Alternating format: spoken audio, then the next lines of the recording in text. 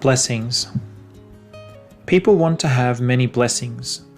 Some yearn for fortunate relationships with others, some grumble about their misfortunes in finances, while others complain about their luck concerning children.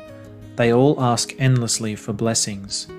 They want wealth, good food and nice clothes, to have children and a good life partner, health, to have high grades in a good school and get a good job. Their desires are endless. They seek blessings through prayer from fortune tellers or from some other superstitious entities. Your life, however, is determined by your actions, which come about by what you have in your mind. It is as the Korean adage says, life becomes what you have put in your mind. For example, if one learns medicine in school, after graduation he will live as a doctor as a result of the medicine he has in his mind. If he learns law in school, he will work in the field of law. He will work with computers if he learned about computers. Likewise, how we live now is the reflection of our minds.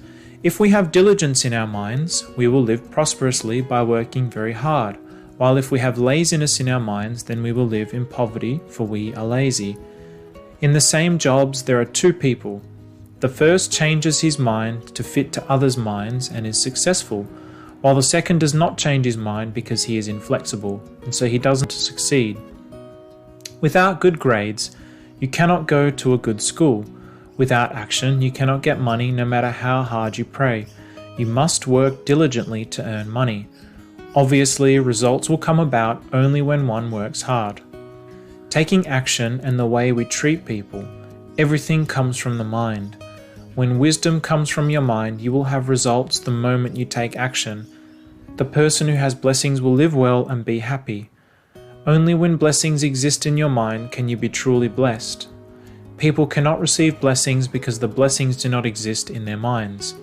People's minds are self-centered, so there cannot be any blessings in their minds. Such minds are full of false delusions and blessings cannot exist there. When a person cleanses his false, self-centered mind, and there is no existence of his self, when he has the widest, biggest, highest and lowest mind, which is truth, he is blessed and everything in the world will turn out well. Blessings will follow when he accepts everything without conflict, hindrance, discernment and judgment. His mind's capacity is big enough to put everything in, and he has no self and he is blessing itself. Whatever he does would be a blessing because there is no self. Everything will be accomplished. The greatest blessing in the world is to have the blessing of heaven. The blessing of heaven is to become truth and live forever in the kingdom of truth. When you have the blessings of heaven, you cannot help but live well because wisdom manages your life and your actions. You will live with all the blessings of the world. This is the same for all people when they live in this world. One who is pessimistic, with a narrow mind, cannot be successful, while one who has a big, accepting mind, the mind of truth's blessings, is optimistic and he can put his ideas into action, and when there is action, results will follow. Thus, you will have blessings.